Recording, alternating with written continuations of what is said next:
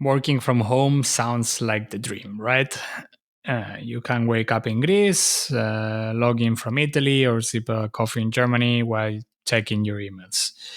But here is the truth. After a while, the dream can feel more like a trap. Loneliness, no boundaries, weird working hours. Yeah, sounds familiar, no?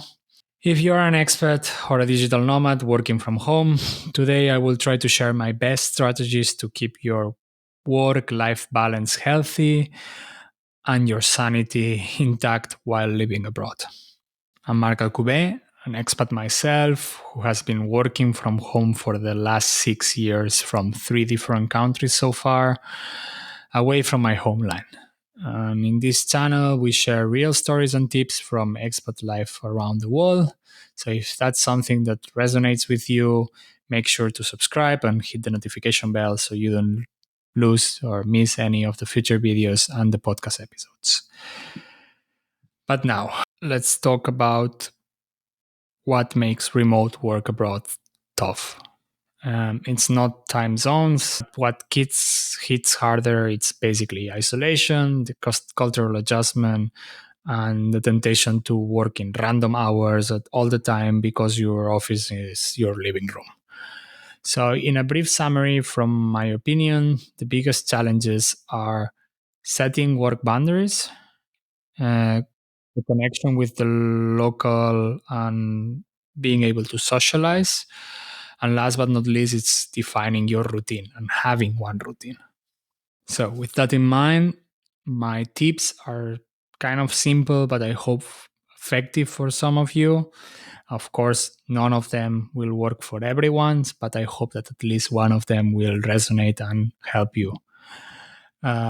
First one, it's create a work zone, dedicated work zone. Even if it's a tiny apartment or you live in a single room, even if that's in a studio, like carve out a dedicated work corner.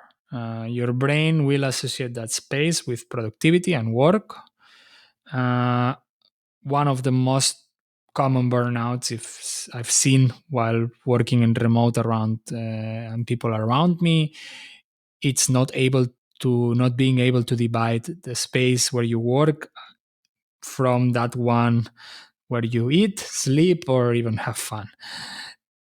The division of these spaces, it's crucial for the productivity, but it's also super crucial for keeping you sane and having a proper work-life balance. The second tip that I have is sticking to a schedule. But with a little but, adapt to local life. Set fixed work hours and stick to them. I mean, doing one day of flexible times from now and then, it's okay. But making them the norm of working any random hours might bring stress on the long term and might end off also with you ending working more hours than you should. On top of doing that, I would recommend you to respect the rhythm of the country you are living in. So, for example, Spain, Greece, Italy, people eat later. So, shift your lunch break accordingly so you can also live like the people from the country where you are living from. So, define schedules but adapt them to where you are. Tip number 3, it's socialize intentionally. For me, this is one of the most crucial ones. When you work from home and abroad, you don't have coworkers to chat in a coffee break or anyone to go grab a beer after work. So join meetups, language exchange, or even download one of these apps for meeting friends like Bumble. It's really not about the networking at this point. It's about staying human. But in any case, if you want more information about how to make friends abroad, you can check later this video that I created about it. Of course, you can also find it in the description and learn a little bit about my strategies to making friends and having a social network while living abroad in another country. Now, coming back to the tips. Tip number 4, it's moving your body. Don't underestimate this. Going for a walk, and I'm not talking about you need to become the best athlete in the city. Just going for a walk, joining a gym, or even like doing some stretches at home uh, makes a difference. Like sitting all day at home, and most of the remote jobs makes that you sit here in front of a computer sitting in the same chair all the time. It's it's difficult.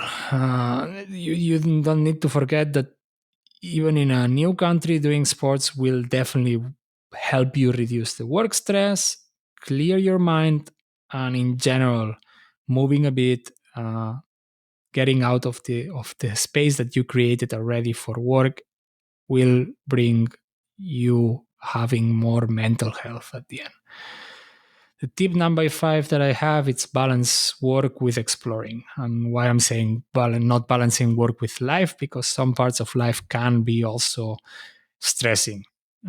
Saying balance work with exploring, because I say that the whole point of working abroad or living, studying abroad, it's to explore. No, like that's the whole point of it. Like my recommendation would be scheduling mini adventures during the week.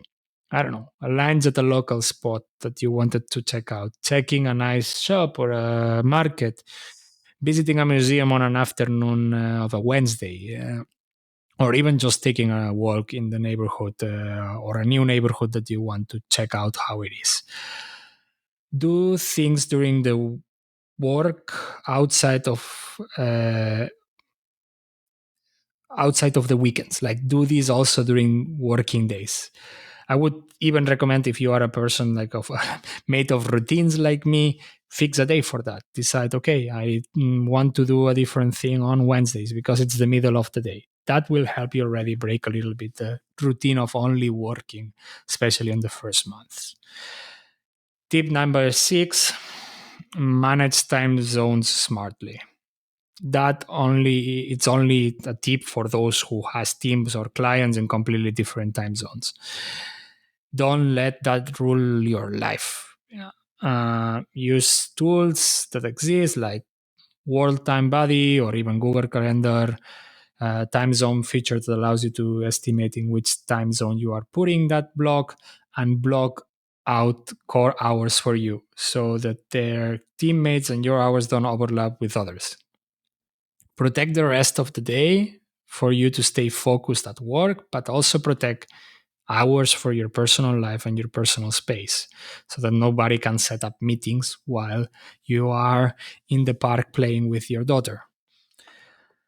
The tip number 7 would be going into the direction of build micro routines to ground you.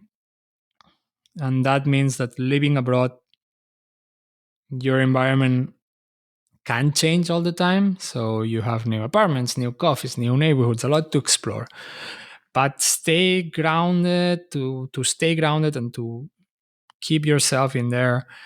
I recommend to create small daily rituals. Like it can be as easy as a morning walk before starting, or going to the same bakery for coffee, or even journaling. You don't even need to go out, or I don't know, making a coffee at a specific time in a specific way. These small routines add stability to an otherwise flexible lifestyle as the expat lifestyle. Tip number 8, it's upgrading your setup. One of the most underrated ways to stay sane abroad is to invest in your tools. A lot of people doesn't think about this and work with whatever they have, but a lightweight second monitor, a proper noise cancelling headphones, or even stable Wi-Fi provided by a good modem can take a lot of stress. When your tech works smoothly, you focus more on the living abroad, and you focus less on fighting bad internet or distractions that might happen during the day. Of course, not everything is tech related. So, for example, a good table, a good chair provides physical health. And if you can afford it, invest on that part also, because it affects your life. Your physical health will at some point also pay a toll on your mental health. On top of that, if you are in Europe, and that's from what I can talk from my experience, and you are working from a European company, you should check the European directives and your company local laws, because there is a lot of countries, I'm sure about Germany, France, and Netherlands, for example, in this case, that the employer is responsible and obliged, they need to provide uh, the tools and the environment to create an environment safe and adequate to remote work. So check out the directives and check the local laws about it, because maybe you don't need to invest that money yourself. It's the company that, if they allow you to be working remotely, needs to be providing that. The tip number 9, it's separating work and leisure with a shutdown system, shutdown ritual. Since your office is your home and they are in the same space, create a ritual, and especially if you are in a small environment where you only have a corner, you don't have a full room for it, to end the workday.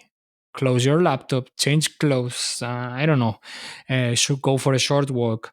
Something that marks, here I end. Here is the end of what I'm when I stop working today. In my case, for example, I close the screens that I have, the second screens that I have, and I do a meditation of 10 minutes at the end of the day. And that's the moment that marks my brain does the change to start enjoying my personal time. It's a mental switch, but it really helps you stop saying, okay, mentally stop working. And you, I don't know, even if that the case is that you go from here to there because your sofa is there and you are just in the same room. It works. Tip number 10, uh, I recommend you to track your wins, not only your to-dos. And this is the last tip that I have. It sounds very, I don't know, abstract, but when you work alone, a lot of times it's easy to feel that you are never doing enough, that you can always have time to do more because at the end you're at home and you could continue going, no? But keeping a journal or a simple checklist where you write down what you want to do. So the to-dos are important, but also maybe one or two work or personal wins each day also gives you kind of recognition to yourself. So I don't know, finishing a project, cooking a local dish and it was tasty, or even saying, oh, I explored this street, I discovered this shop about, I don't know, whatever, new clothes, or this, finally I found that place that has coriander. That was one of my last ones where I finally find fresh coriander here in Bologna. This is a small win, but it makes that at the end of the week you have, okay, you achieve this and that, and some of them are work and some of them are professional, but it keeps your motivation high and it reminds why working abroad and remotely is worth. Those are my 10 tips to stay sane while working from home and being abroad. It's easy to feel isolated when you're far away from home and you're working remotely. So I also recommend you to set up regular video calls with friends, family back home, and stay connected, but don't rely only on that. You are living there, so your life it's also needs to have a real connection, in-person interaction, let's say like this. And don't be afraid to admit when it's tough. A lot of digital nomads and expats only show the Instagram side of things, but it's okay to say, hey, today it sucked, today it wasn't nice. And sharing that with other experts and other people and local people can be really powerful. Not all it's beautiful on this journey. And the correct people and the correct environment will know that not everything is beautiful and Instagramish in this journey. And hey, if it's too much, search for professional help. There is no shame in going to therapy at all, and I'm saying that from the perspective of coming from where I've come. And I know that, for example, in America there is a little bit more of mentality of going to therapy, but in certain countries here in Europe, the tendency is still avoiding therapy, and that's not good. Those who believe that therapy is a sign of weakness, you're absolutely wrong. Seeking for help when you need it, it's a sign of strength. And everything that helps you feel better, it's good for you. So if that is going to therapy, go for it. Working from home abroad can be both amazing and overwhelming. But if you set boundaries, stay active, and make time to actually enjoy the country you are living in, you will find the balance and it's worth it. If you're looking to switch to a fully remote job, I also created this video about the best platforms for searching for a remote or a local specific job. If you already know where you want to go, you can also, of course, find the video in the description of this episode and this video.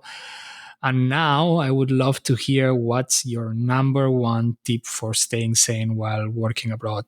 So all of those who are already working from home, let me know what is the tip that makes you or makes the difference for you while working from home. Drop it in the comments and let's see if all we can learn a little bit from each other and use tips from each of the community. If you found this video helpful, don't forget to hit the like, subscribe if you haven't even yet, and share this video with someone who is also dreaming of working abroad and living abroad. And of course, to stay tuned with the latest videos where we share expat stories, tips, and honest advice about living abroad, and also checking out some of the interviews that I do with expats at Expat Experts Podcast. Thanks for watching and see you in the next video.